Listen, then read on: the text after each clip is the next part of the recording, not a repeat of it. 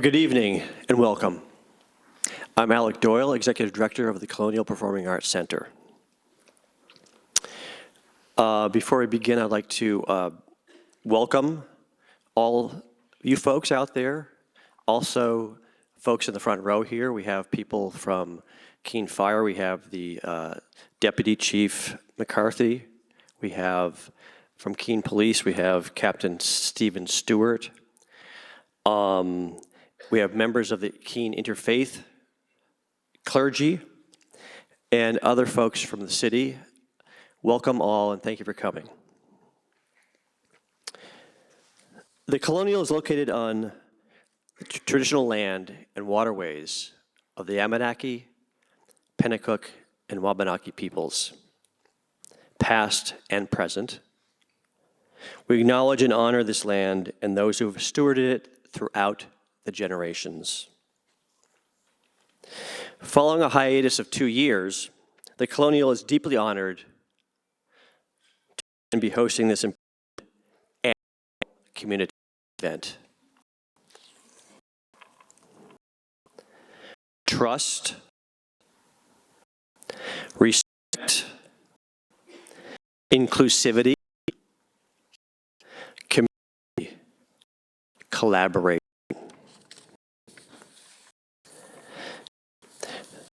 The Colonial, in the midst of updating mission, vision, and strategic, and as so, these values, trust, respect, inclusivity, community, collaboration, act guides as a norm. And there's no illustration of these values than our enduring leadership, Cohen Center for Holocaust and Genocide Studies. Marshall McLuhan famously said, "The medium is the message." In simpler terms, the medium through which we choose to communicate can hold as much, if not more, value than the message itself. I believe our choosing to gather together tonight in this space holds immense value. Our choosing to renew bonds of community carries great power. And our choosing to remember together is the ultimate message. On behalf of the Colonial Board, staff, and volunteers, I say thank you for taking the time out of your lives to join us this evening. Thank you.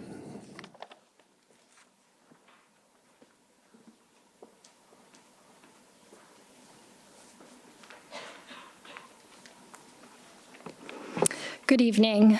My name is Kate DeConnick, and I'm the new director of the Cohen Center for Holocaust and Genocide Studies at Keene State College. Along with Alec, it's my pleasure to welcome you to our annual Kristallnacht Remembrance event, a community event that actually dates back to the 1990s. As someone who is new to the Cohen Center, I've been thinking a lot about what it means to hold an event like this, like tonight's program. In the early 1990s, a scholar named James Young published a book titled The Texture of Memory. Young had traveled the world to visit and document different Holocaust memorials. He wrote in his analysis, "Citizens in today's world must care to, quote, save our icons of remembrance from hardening angels of remembrance." By this, he meant that memorials, monuments, and ceremonies of remembrance only have meaning if we continue bringing them to life through active critical engagement. Tonight's Kristallnacht Remembrance event is an example of the dynamic, living, and relevant forms of remembrance for which Young calls. It is an opportunity for our community to come together, both reflect on events of the past, and cultivate critical awareness about our present. It's a chance to think about who we want to be neighbors to one another and how to take action in the face of violence, anti-Semitism, and hatred. So I want to thank all of you for taking the time to join us for tonight's program. for prioritizing this work in a time when it's desperately needed. 2 other brief words of thanks are also in order. First, we could not put on this event each year if not for the financial gifts, both small and large, from supporters of the Cohen Center. Your generosity truly makes a difference at this event and at others.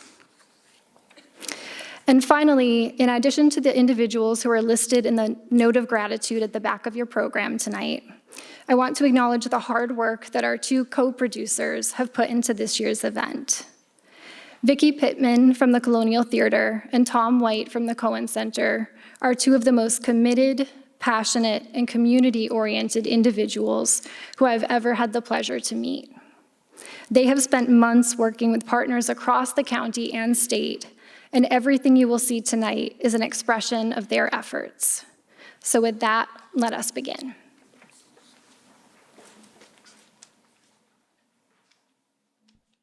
The world always changes, but human nature never does. We need to be reminded of it anew.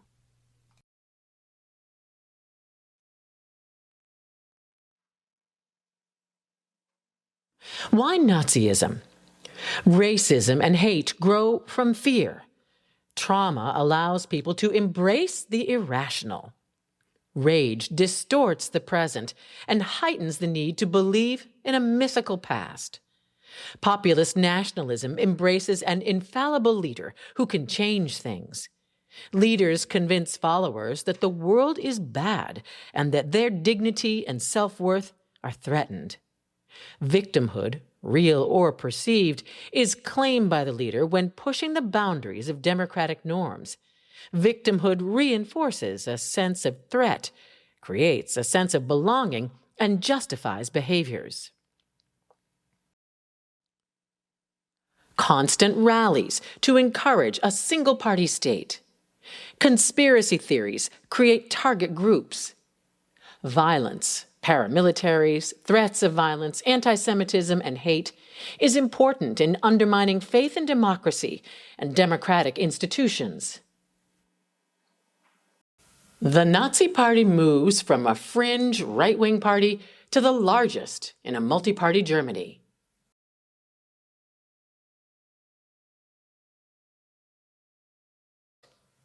November 1932. The Nazi Party receives 33.1% of the vote, and Hitler's use of paramilitary violence to convince Germans that a civil war is close at hand. January elected President Hindenburg appoints Hitler as the chancellor. Working with his political collaborators, undermine many of the checks on his power. Competing ideas and multiculturalism suppressed. Anti-Semitism and the groups who do not belong prove toxic for often say, okay, the Führer, that's party, that's another. No, gentlemen, the party is the Führer. Within 6 democratic institutions are destroyed. Concentration camps are created. The Constitution is suspended. Anti-Jewish decrees and labor unions and other political parties. Sterilization laws are passed. Others try to flee, but 1.5 join the Nazi Party.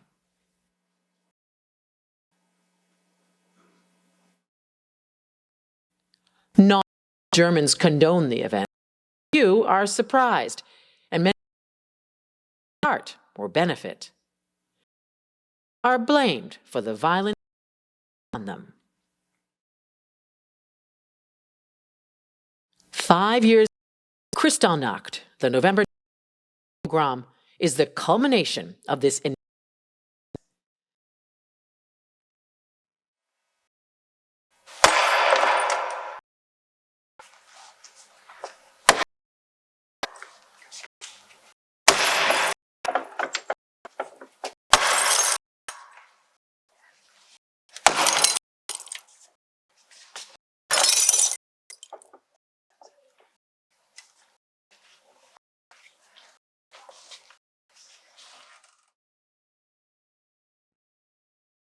November 9 and 10, 1938. At least 267 synagogues are burned or destroyed. 7,500 Jewish businesses are vandalized or looted, and 91 Jews are killed.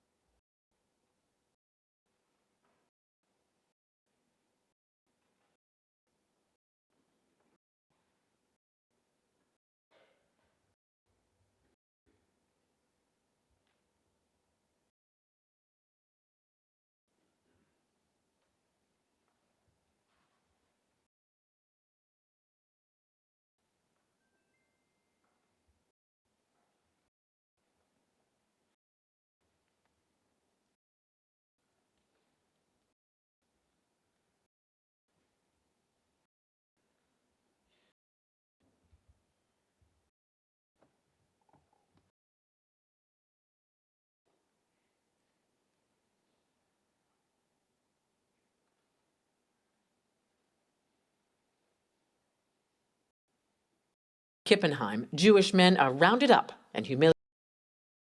Hitler Youth with axe, smiling. Picture after vandalizing the Torah scrolls. And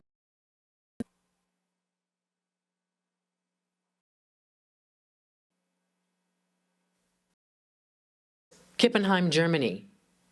As a mob throws stones through the family home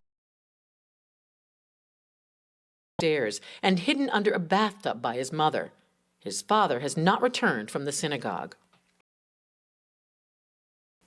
18-year-old Siegbert Bloch and his father are arrested by a father in the sidecar of his motorcycle and drags Siegbert by the hair to the Kippenheim synagogue. The Hitler Youth who had wrecked the synagogue wraps of the destroyed Torah scrolls, fill his cap with cow dung. Siegbert is limping, having broken his leg just before. He tries to run over Siegbert's leg with his motorcycle. SS reserve officer, and also the town doctor, steps in to protect Siegbert.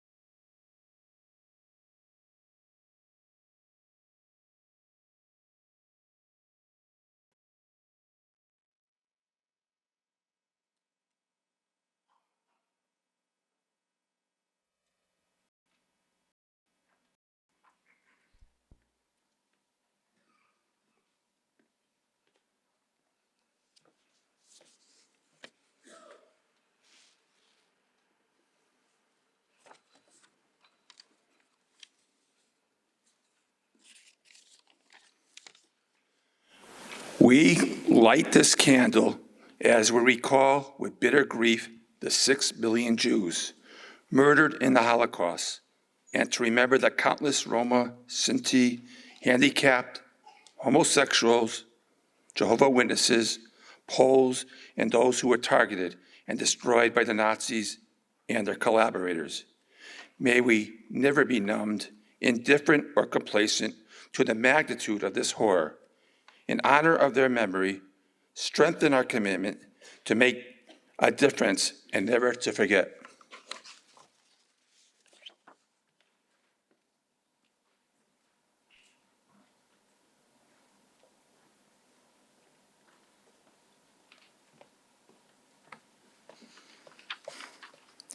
We light this candle in memory of the 1.5 million Jewish children and all children whose lives were taken from them by the Nazis and their collaborators before they had the opportunity to live. In their memory, we commit ourselves to all children in the world that merit.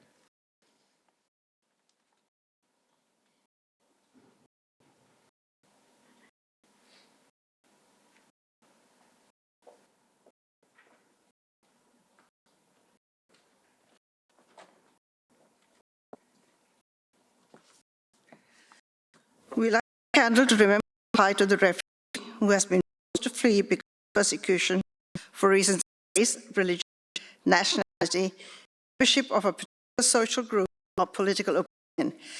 This candle reminds us to open our hearts and minds to those who, in their desperate need, seek safety and a place to call home.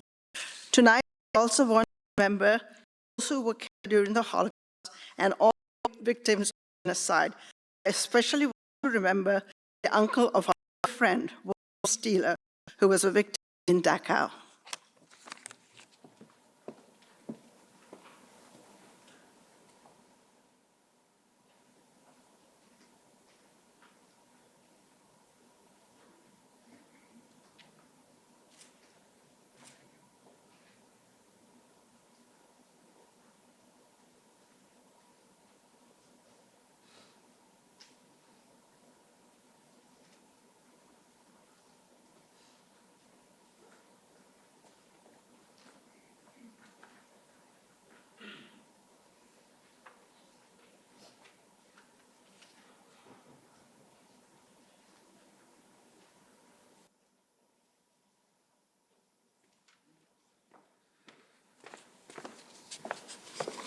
We light this candle for those who are targeted by hate and to recognize our responsibility to defend and protect them.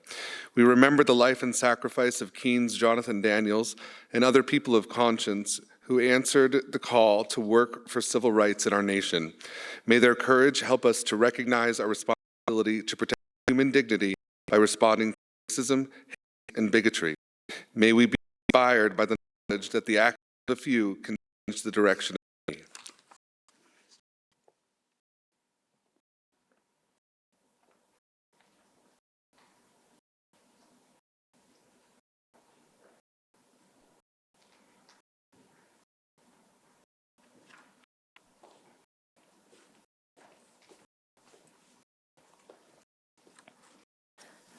This candle to inspire us to continue to build a resilient community in which respect and justice thrive. May we be a welcoming place and never forget our responsibility to others who are marginalized, not for what they have done, but because of who they are. We recognize that when any of us is targeted, wounded, or humiliated, all of us share the burden of responsibility.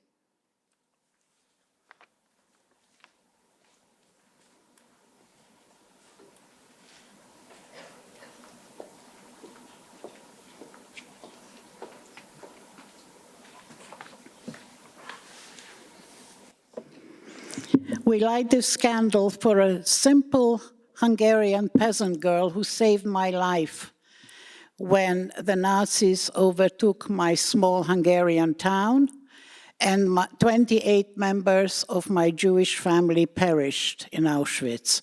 I'm the only survivor. This woman, who was a very simple girl, decided to save a child's life. And I'm very, very grateful to her. And every year when I come here, I thank her in Hungarian, which I will do again. Köszönöm szépen, hogy megmentetted az életemet. And you know, when Tom said that I was going to light a candle, I didn't know what I was going to say because it was just before elections. I was very worried that I have to sit here and mourn the demise of our democracy, but thank God it didn't happen. Anyway, not yet. And we must be very vigilant because you see how easy it is to slip into that. And all I ask all of you, please stand up for democracy, stand against Nazism. Thank you.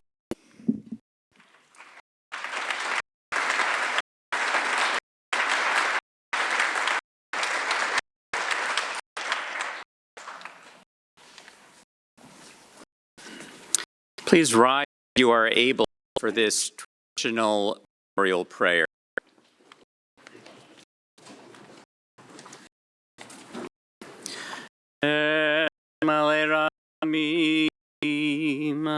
Shochein baromim Hametzei menucha nechona Tachak kanfei hashchina B'ba'alot kedoshim u'tehorim Kezohar harakia mahazhirim Et nishmot kol achenu b'nei Yisrael shenitbechu b'shoah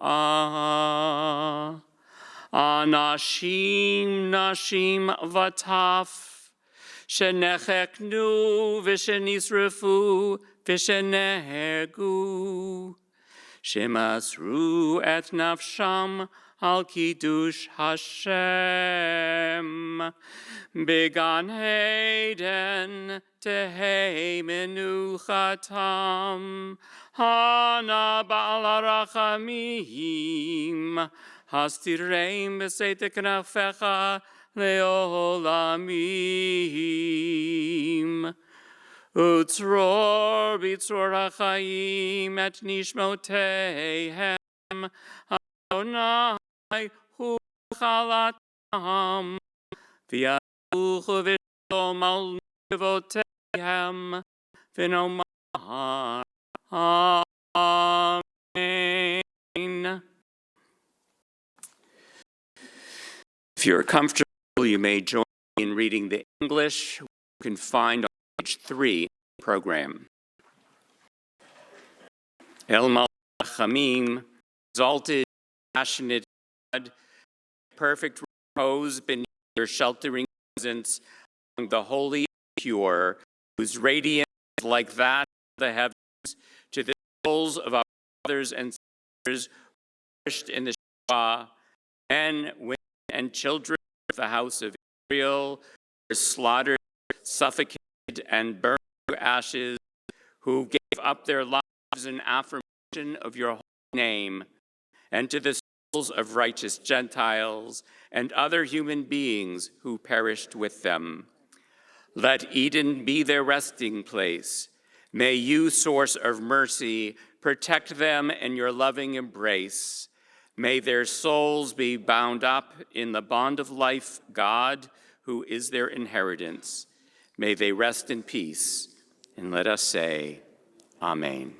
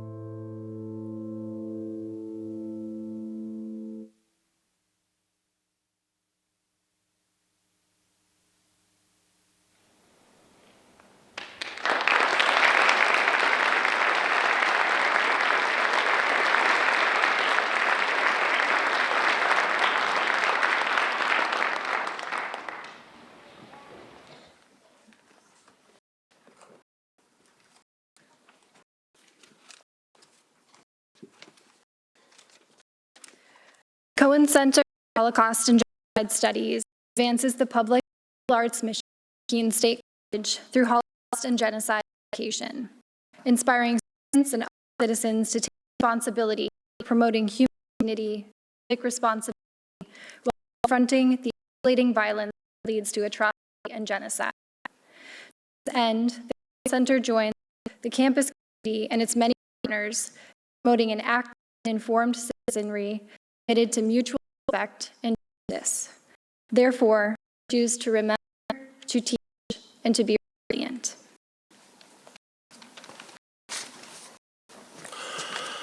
The mission of the City of Keene Fire Department is to provide levels of excellence in emergency prevention, education, and community services to minimize loss of life and property damage due to fire, hazardous materials, medical, and other emergencies in an efficient, professional, and fiscally responsible manner.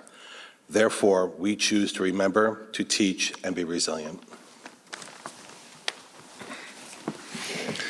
The mission of the Keene Police Department is to protect life and property and to maintain order within the city while assuring fair and respectful treatment of everyone. Therefore, we choose to remember, teach, and be resilient.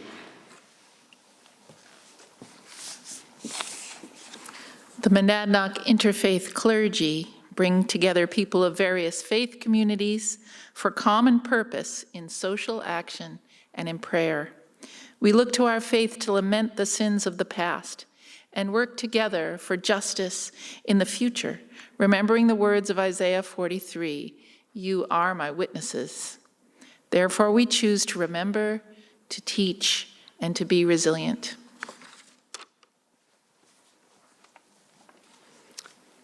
The Keene Human Rights Committee exists to promote the principles of social justice, nonviolence, equity, diversity, inclusion, multiculturalism through education programs, community service, and public events. We celebrate and honor the significance of the lives of Martin Luther King Jr. and Jonathan Daniels. Therefore, we choose to remember, to teach, and be resilient.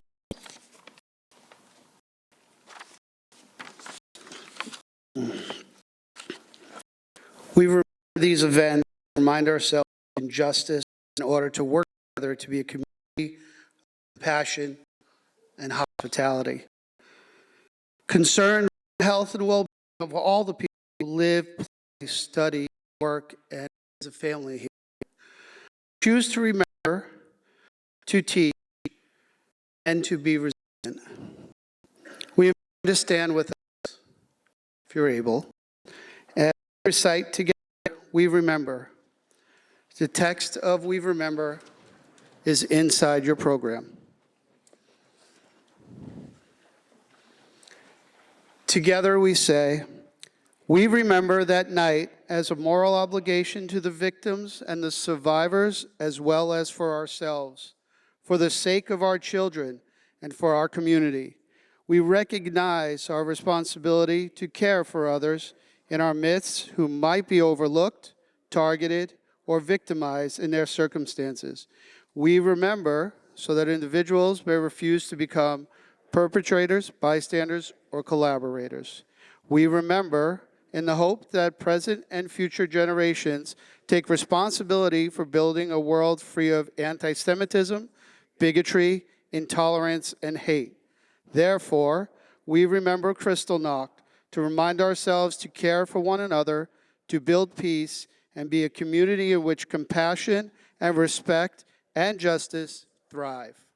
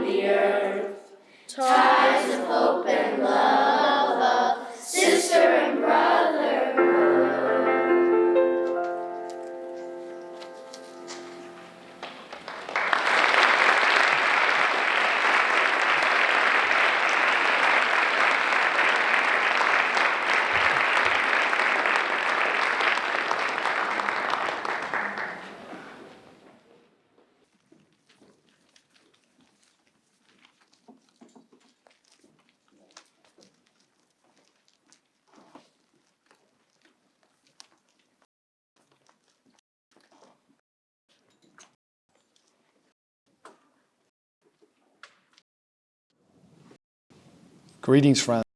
West Point, New York. My name is Everett Spain. 9 I was able to take my 4 grandchildren in person to the Colonial Theater now to participate in Keen's annual Kristallnacht Remembrance service. In addition to experiencing an event, I was able to introduce my young children to my legacy partner, Stephan Lewy. Before I tell you a little bit about Stephan, I wanted to thank Tom White, the Lewy family, and many others tonight for establishing the Stephan Lewy Fund, to perpetually connect story and example with the evening. I also want to thank each for vowing to always share what happened not so long ago. So we treat all people with dignity and respect. It's really important to have the courage to stand up when we're in the peril. I'm a teacher at West Point, head of the Department of Behavioral Sciences and Leadership. Early in my career, stationed in Germany, I visited Dachau, one of the largest concentration camps. There I learned how General Eisenhower, the Allies to victory over in World War II in theater, many steps to ensure the Holocaust would never be forgotten. Perhaps Dachau and similar had deep effects on him. As a year after war concluded, he started my department at West Point with the mind to create leaders who would deeply the human component of the world. In 1925, Stephan Lewy was born in Berlin, the son of a Jewish tobacco shop owner. Due primarily to the unexpected death of his mother, he was placed in a Jewish orphanage in Berlin at the tender age of 5. As a boy, he wasn't much different than the rest of us when we were his age. His favorite color was light blue. He loved a cold glass of lemonade. If he still had room after his favorite meal of boiled potatoes with gravy, he would indulge his sweet tooth, especially for chocolate bars. As he grew up, he had a joy of hearing classical music, and if he could ever hear Beethoven or Mozart, he would stop and enjoy it. He got pretty good at the game of chess, and he really loved playing soccer, or football, as Stephen would call it, where he was a right-side defender, the same position my daughter now plays. Stephen also loved dogs, like a lot of us do, especially German Shepherds. He really wasn't much different than many of us, was he? Yet Stephen grew up and attended school. When he attended school, he and his fellow orphanage mates experienced ever-worsening persecution by the Nazi government and many locals. This includes his father being sent to the Oranienburg concentration camp for a year. When he played soccer with his orphanage mates, German public would throw rocks at him and the other Jewish players. As Stephen and the other Jewish children would walk back and forth to school from their orphanage, the non-Jewish children would force the Jewish kids to run through a gauntlet of them, and they'd swing their belts at them, hitting the Jewish children with their buckles. And this happened daily as the Jewish kids entered and left. The persecution kept getting worse and worse. Police usually would have done this, and instead of intervening to stop the violence like you would think, they ensure the Jews were not able to fight back. Then came the evening of November 9th and 10th, 1938, Kristallnacht. During that murderous, destructive riot and ensued, Stephen, 13 years old, and other Jewish children in the orphanage were rounded up and locked in their orphanage synagogue, where criminals ruptured the gas line and flame, hoping to suffocate the children. One of the older kids had a chair through a black window, enabling them to escape, but the persecution continued to grow. About 6 months after Kristallnacht, Stephen was able to escape Germany through the incredible Children's Aid Society, who took him and hundreds of persecuted others to France, known as the Kindertransport. Unfortunately, France was invaded by the Nazis just a few days later. Stephen spent the next 5 years in 2 orphanages in France, never knowing if he would be taken by Nazi soldiers in the night or if he would ever see his relatives again. In 1943, when he turned 18, Stephen heard via the Red Cross that his father had made it to the United States. So Stephen set out on his own to try to join them. Stephen trekked across southern France to Marseille, talked his way onto a ship to Casablanca, and then worked his way onto a steamer sailing for Boston. In Boston, he experienced a joyous reunion with his father, who was working as a butler for a family on Beacon Hill. Stephen joined him, worked during the day, and went to Boston English High School at night to learn his new language. About 6 months later, at his 18th birthday, Stephen was drafted in the United States Army. He attended basic training in Illinois and then was trained with other European immigrants in a classified program at Camp Ritchie, Maryland, where he became known as one of the Ritchie Boys. They were trained to serve as counterintelligence agents, interpreters, and prisoner of war interrogators for U.S. Army leaders. Upon graduation, Stephen was promoted to the relatively high rank of Staff Sergeant and assigned to the 6th Armored Division, part of Patton's Army. Stephen was quickly shipped to England, and shortly thereafter he joined his unit in France, right before they fought across the Rhine and into Germany. In the town of Aschaffensburg alone, Stephen went to work. He assisted in identifying and arresting 75 Nazi block leaders. April 12, 1945, at 3 in the afternoon, Stephen and his combat patrol were the first to liberate the infamous Buchenwald concentration camp.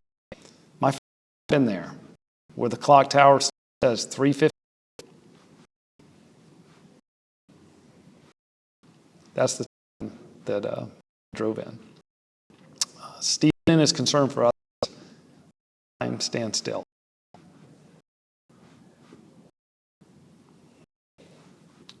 For this and other courage, Stephen was recognized by the U.S. Army Bronze Medal.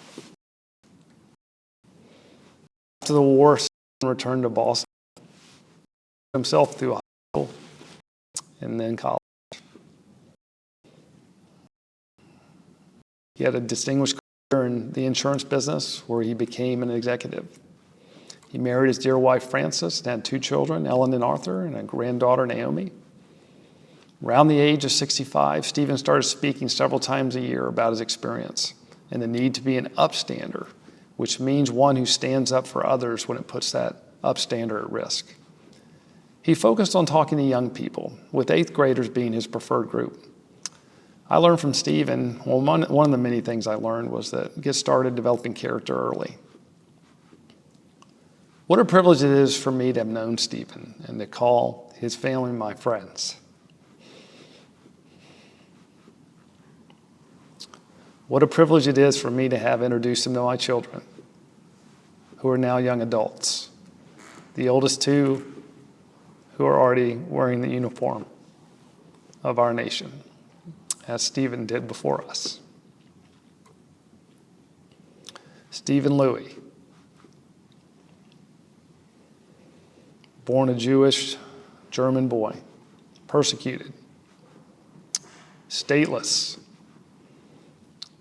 Holocaust survivor, American, U.S. Army soldier, concentration camp liberator, World War II victor, loving son, husband, father, and grandfather, an upstander. May Stephen's legacy and example, and so many others' example, inspire us to always remember, share what has happened, and continue to have the courage to serve as upstanders for others. Thank you.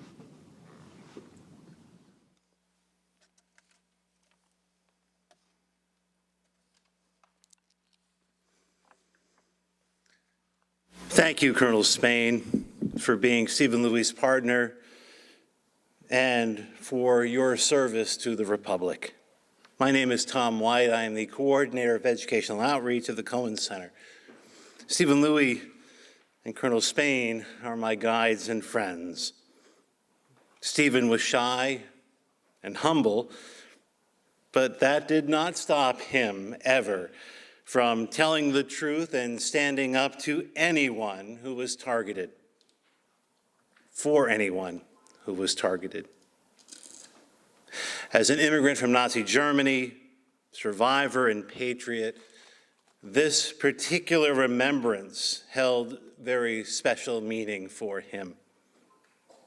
Tonight we take this moment to honor him, his family, and his legacy.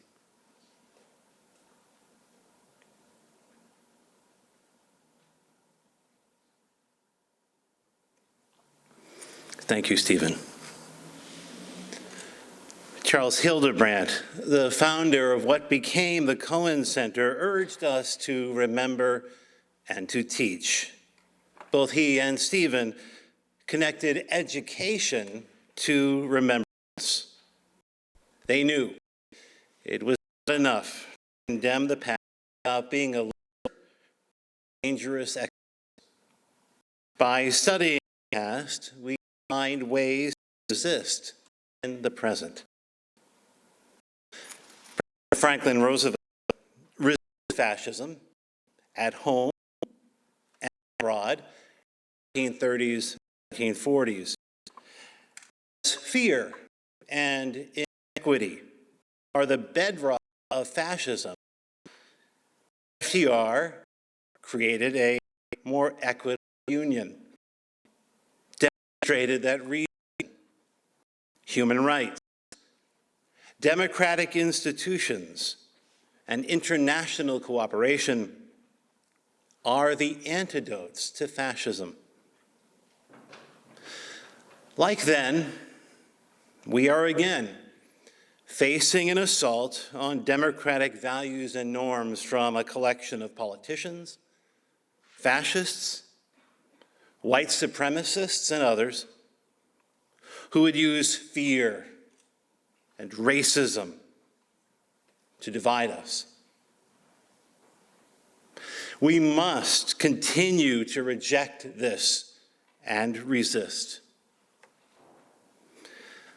I would like to take this moment to recognize the brave people of Ukraine who, as winter closes in, are desperately fighting Putin's invaders.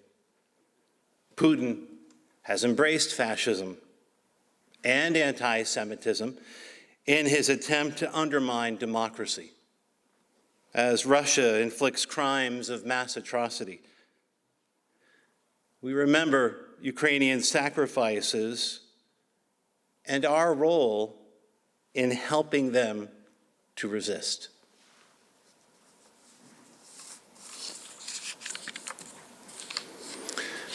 As Americans, we can indeed be the most generous of people, but we gain wisdom, I think, when we recognize that we can also do great harm.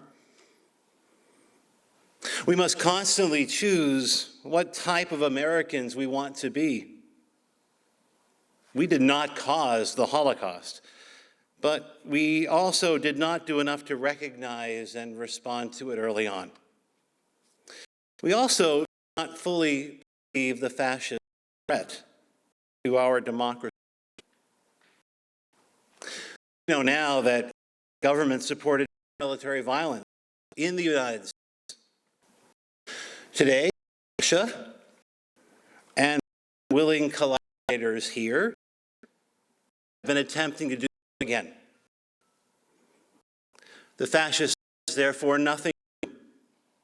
We hear the echo, the call for a single-party state, the rejection of elections,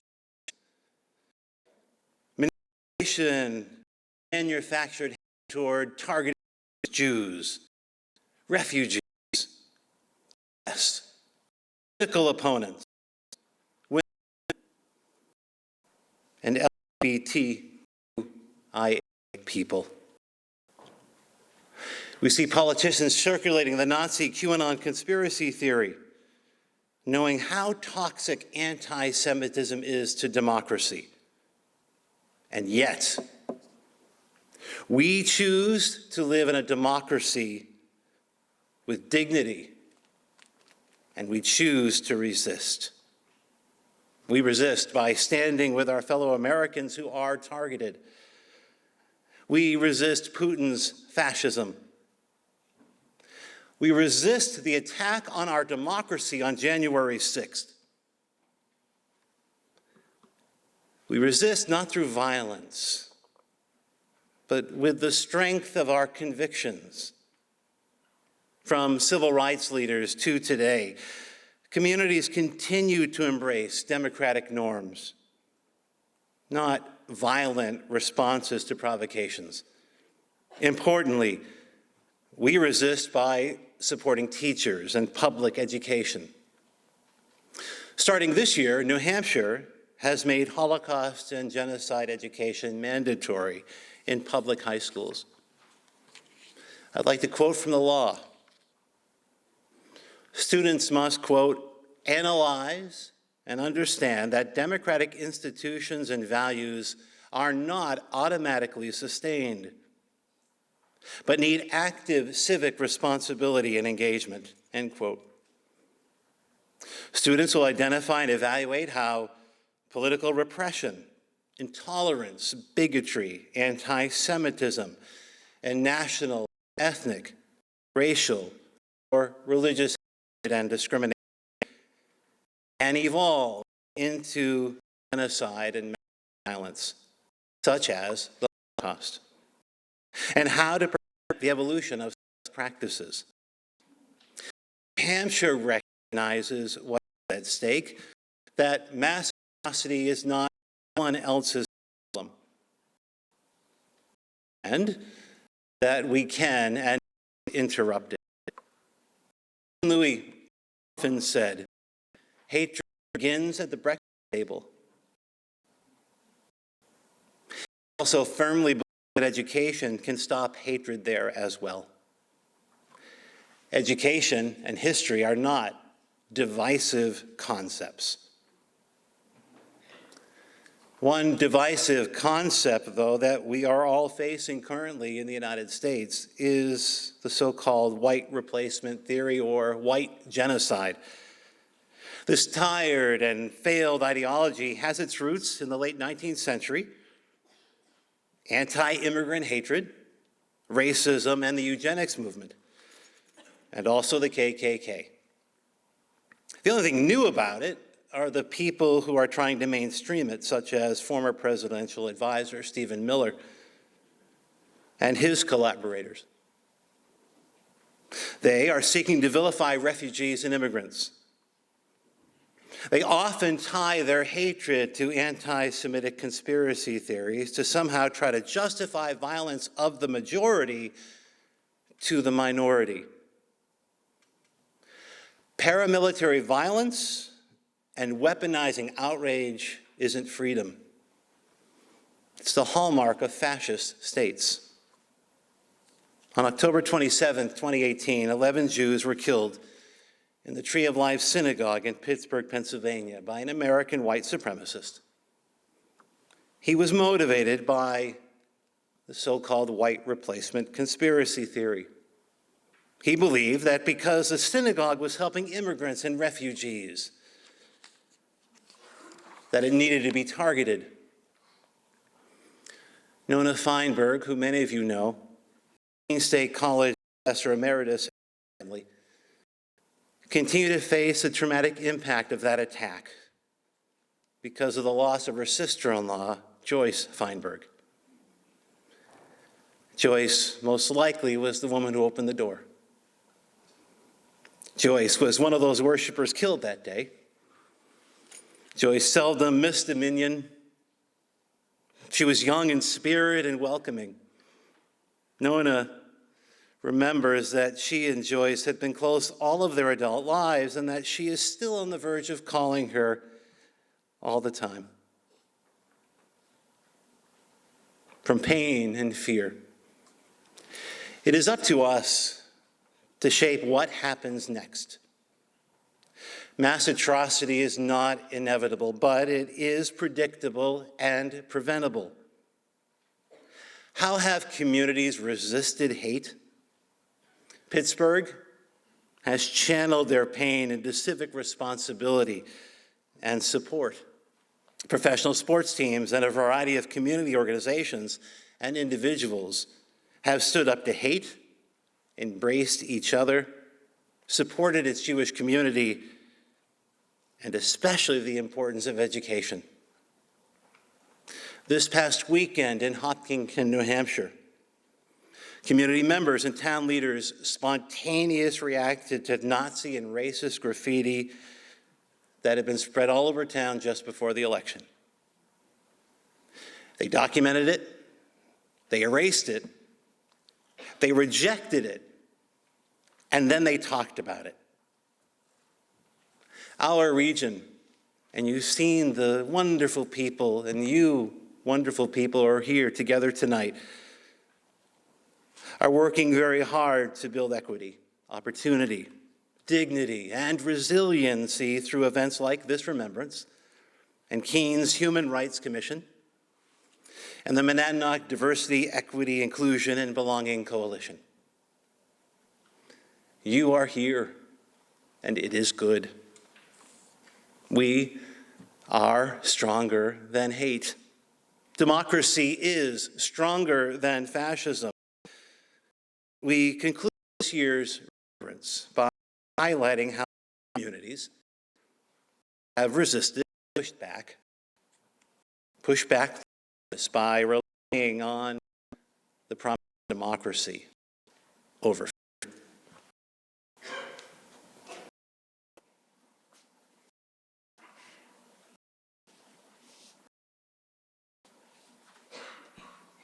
How do we find the courage to be upstanders for others, draw on and not fear the past, embrace democracy,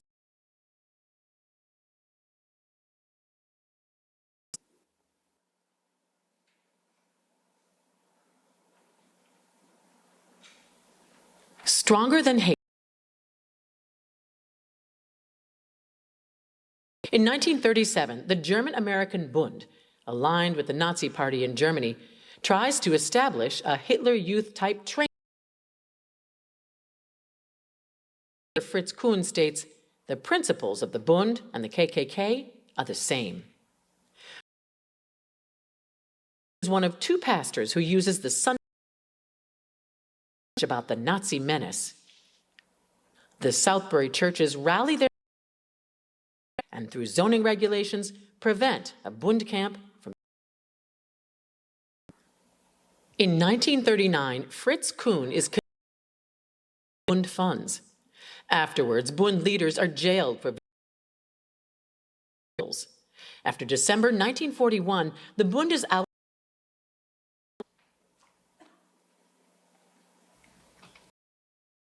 Resilient communities, Skokie, Illinois.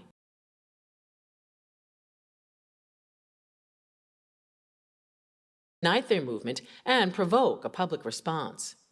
A significant number of Skokie's Jewish citizens are Holocaust survivors or are related to a survivor. Skokie citizens and officials protest march. The Nazis stage a rally at Federal Plaza in downtown Chicago instead. Front, and with their neighbors, use education to combat hate. The Illinois Holocaust Museum and opens. It is the second largest Holocaust museum.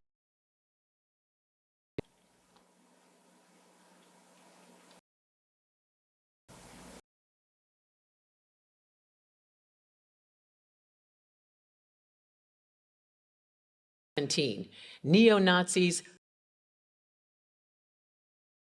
through the University of Virginia campus, bearing torches, terrorizing students, and chanting Nazi slogans. On August 32-year-old Heather Heyer is injured, and 2 state police officers monitoring the rally died.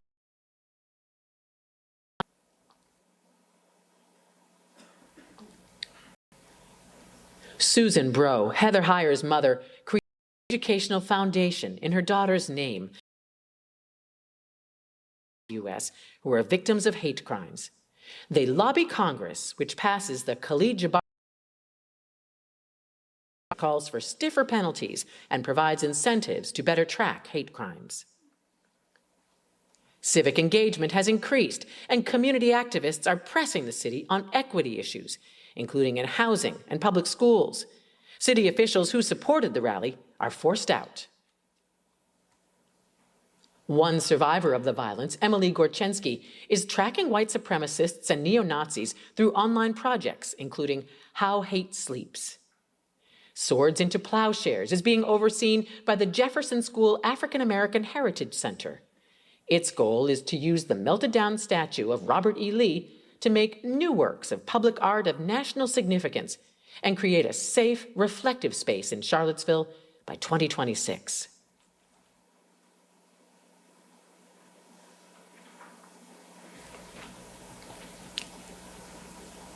We are now faced with the fact that tomorrow is today. We are confronted with the fierce urgency of now. There is such a thing as being too late. This is no time for apathy or complacency. This is a time for vigorous and positive action. Martin Luther King Jr. at the Lincoln Memorial, August 28, 1963.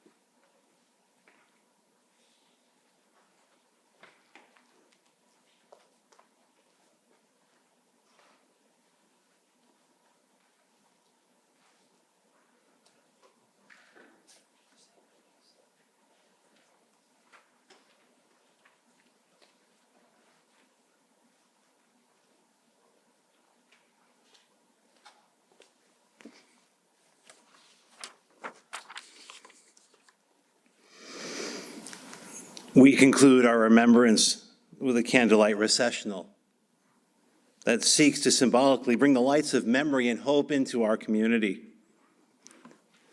We are passing the candle of remembrance from one hand to another, from one generation to the next. We are teachers, we are witnesses, we share, we reflect, reach out, and we choose not to deny, and especially not to despair. Informed by the past, we bring the light of hope into the present and into the future. The Cohen Center founder Chuck Hildebrand charged us, we remember, we teach.